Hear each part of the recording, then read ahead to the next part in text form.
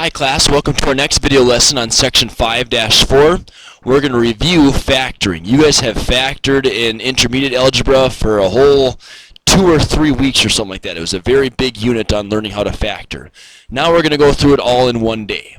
Okay, so we're going to kind of review all these concepts that you had in intermediate algebra, and we're going to go through them today. So what we first need to keep in mind is these 4 things. Always, always, always take out the GCF first. If you somehow get like 2x squared plus 8x minus 32, well, they all have a factor of 2 in them. So take out that factor of 2, and then it's going to be x squared. My smartboard's not working. There we are. X squared plus 4x minus 16. Okay, and then factor that. So make sure you always, always, always take out a GCF first. Whenever you see 2 terms, there's got to be some flashers going on in your brain that is signaling to you, you got to think of the difference of 2 squares. That's like when we get x squared minus 16. Well, now we have x minus 4 times x plus 4. We have a squared term and a squared term, and it's the difference of 2 squares.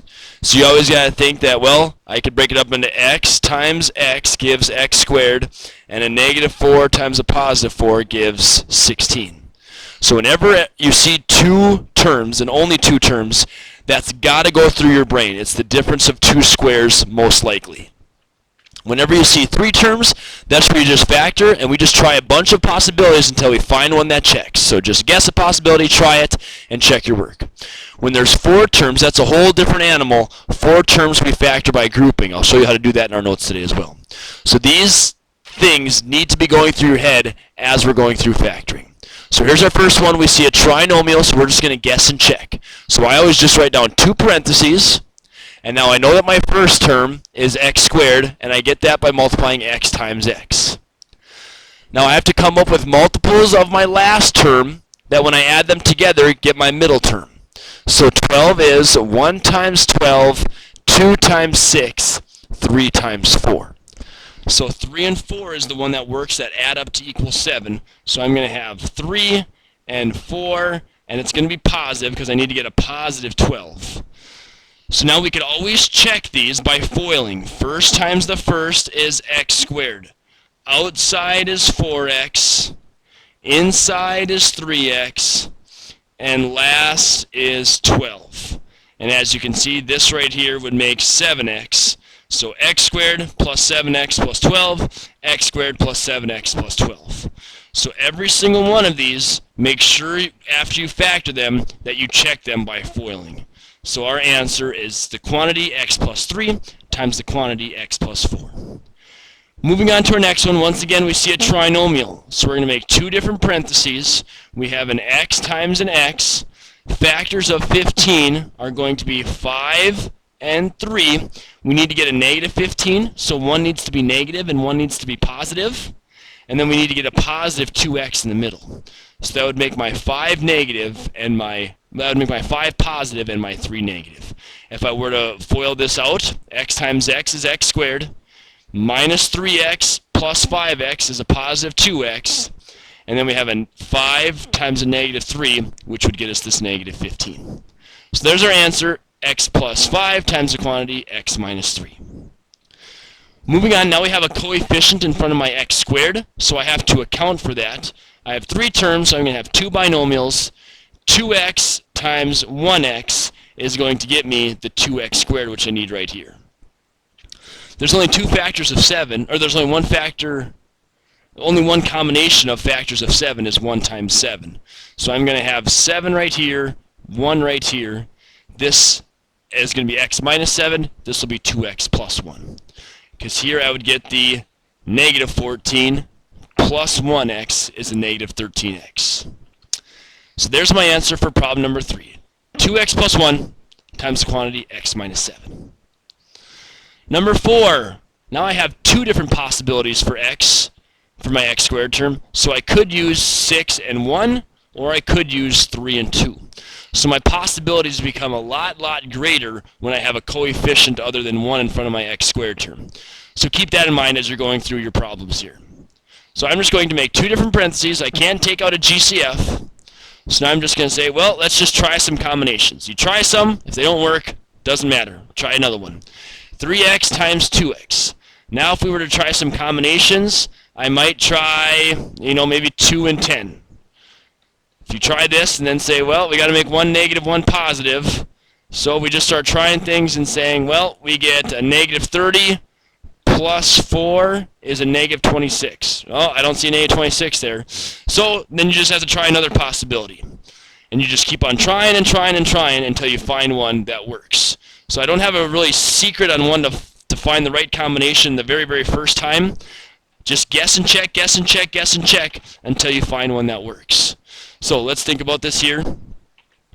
If I put a positive 4 right here, let's go a negative 5 right here. That would give me 12x minus 7 minus 10x. So that's not the right combination. Let's try maybe the 5 over here and the 4 over here. Now we would get 15x minus 8x is 7x. Ding, ding, ding, ding. We have a winner. So we have our combination of 3x minus 4 times the quantity 2x plus 5. And there we have our winner. So here's our answer for problem number 4. Number 5. This one, you see two terms. So we have blinkers flashing on your brain right now that are saying, this is the difference of two squares. We have a squared term, we have a squared term, we have a different sign. So when it's the difference of two squares, you make two different sets of parentheses, x and x minus 8 plus 8. The reason for that is because you have 0 x's in this one, right here. It's x squared plus 0 x's minus 64. And if you FOIL this, your middle two terms would be 8x minus 8x, which is 0 x's. So your x's would cancel out there. So there's our answer for problem number 5. Whenever you see the difference of two squares, it's going to be the square root of the first term and the square root of the second term with a positive sign and a negative sign going in each parenthesis. Number 6. You see two terms, so you got to think of the difference of two squares, but 32 isn't a squared number. So it's like, boy, now what do I do? Well, the very, very, very first thing is you got to check for a GCF. And as you can see, both terms have a 2 in it. So factor out a 2, and now we have x squared minus 16. Bam! Now we have two terms, and it's a squared term and a squared term, and it's the difference of those two squared terms. So if that's the case, it's the difference of two squares. X and x minus 4 plus 4. There's our answer for problem number 6. Number 7. We see three terms and we see a GCF. We could take out a 2. Now we're left with x squared minus 5x minus 24. So now with this trinomial, you got to try to factor that sucker. So 2 times parenthesis, parenthesis, x and x. And if we get a minus 8 and a positive 3, here we would get 3x minus 8x is a negative 5x. And that's what we need to see. So there's our combination. Let's see here. X minus 8 times x plus 3. All of that times the 2. 2 times the quantity x minus 8 times x plus 3. Number 8. Here we have 4 terms. So whenever you see 4 terms, what you need to think of is you need to think of factoring by grouping. So here's going to be our first group, okay? And here's going to be our second group. We're going to take out the GCF of what's ever in those groups. So we can't really take out a GCF in this one, so we're just going to have the quantity x plus 3. To make this easier, let's think about saying it's 1 times the quantity x plus 3. Whenever you see something by itself, you could assume it's multiplied by 1 because that doesn't change anything. Now we're going to take out the GCF of this, which is a positive x squared. If you take out a positive x squared, out of this one, you're left with an x to the first, and out of this term, you're left with a 3. a positive 3. So now you have 1 times the quantity x plus 3 and x squared times the quantity x plus 3. So now what you do is you see if you could take out a GCF of those two terms. So here's our first term, here's our second term.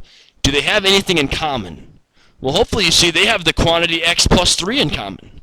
If they have this quantity x plus 3 in common, we can factor that out in front. So I'm going to bring out the x plus 3 out in front, and then what is left? This 1 is, and this x squared is. So the way we write that, don't write this down yet, class. Well, we could say 1 plus an x squared, but we more oftentimes see the x squared term come first. So now you can write down this. It's going to be x squared plus 1. There's our answer for problem number 8. X plus 3 times the quantity x squared plus 1. If you don't feel very comfortable with that, you can always check your work, which is so nice to be able to do. So if we check our work, we just do it by foiling. First times the first is x cubed. Outside is 1x. Inside is 3x squared. And last is a positive 3. And notice, class, that's exactly what we see up top. X cubed, x cubed. X to the first, x to the first. 3x squareds, 3x squareds, positive 3, positive 3. So you could always check your work if you need to just by foiling. But our answer is x plus 3 times the quantity x squared plus 1. Number 9. Right here you see a trinomial, but hopefully you clearly see that you could take out a GCF. You could take out a 5 out of each term, and you could take an x out of each term. So then you're left with 2x squared plus 3x plus 175 divided by 5 is 35. Now in this one, class, you can try factoring this. In fact, you're supposed to try factoring this. But you could try and try and try and try until you're blue in the face, and you're never going to find a combination that works. So sometimes, if trinomials cannot be factored, they are just prime trinomials. They just can't be broken down anymore. So all the farther that we can get with this one is right here. Again, you could try to factor the 2x squared with the 35 and do different combinations to try to get 3x in the middle, but you're never going to find one that works. So there is our answer. So you guys pause the video. After practicing for several minutes here, I want you guys to pause the video, and I want you to try the whole back page by yourself. Try 10 through 18 and see what you can come up with. Here are all the right answers after you've tried them on your own. The first one, you should get the quantity x minus 3 times the quantity x plus 7. Number 11, you should get the quantity x minus 6 times x plus 5. 12. 2x plus 7 times the quantity x minus 2. 13, you could take out a GCF of 5, so you get 5, and then you're going to factor a trinomial x minus 6 times x plus 3. 14, once again, you could take out a GCF of 4, and then you get 5x plus 1 times 2x minus 3. 15, you see 4 terms, so you got to factor by grouping. Maybe we'll do this one all together in class because these ones are the tricky ones. So you take out an x squared, and you're left with an x plus 1 if you do these first 2 terms. Second 2 terms, you can take out a positive 6, and then you're left with x plus 2. Sorry, this should have been an x plus 2, shouldn't have it. If I take out an x squared out of here, I'm left with x. If I take out an x squared out of here, I'm left with a positive 2. So now I could take out that x plus 2 term, because they have, both terms have x plus 2 in common. And then I'm left with this, which is x squared, and I'm left with this, which is a positive 6. So my answer is right here, x plus 2 times the quantity x plus 6. X plus 2 times the quantity x squared plus 6. Number 16, you should have got this, 4x plus 5 times 3x minus 4. These could be in any order too, class. So if you somehow get 3x minus 4 times the quantity 4x plus 5, it's the same thing. Okay, either one on the test I will accept. 17 is the difference of 2 squares, so you should get x minus 1 times x plus 1. And number 18, we have another trinomial, This one factors down into 4x plus 5 times the quantity 3x minus 1. So it's a lot of stuff in one day. Factoring is a very large unit, and it's an extremely important unit. We're going to use factoring for the rest of the school year. So we got to make sure that we're very, very talented in knowing how to factor. Bottom line is you just keep on trying different possibilities until you find one that works. It might take someone 5 seconds. It might take someone 2 minutes. It's just trying over and over and over again until you find a possibility that works. Let me know if you have any questions on that when you get to class tomorrow.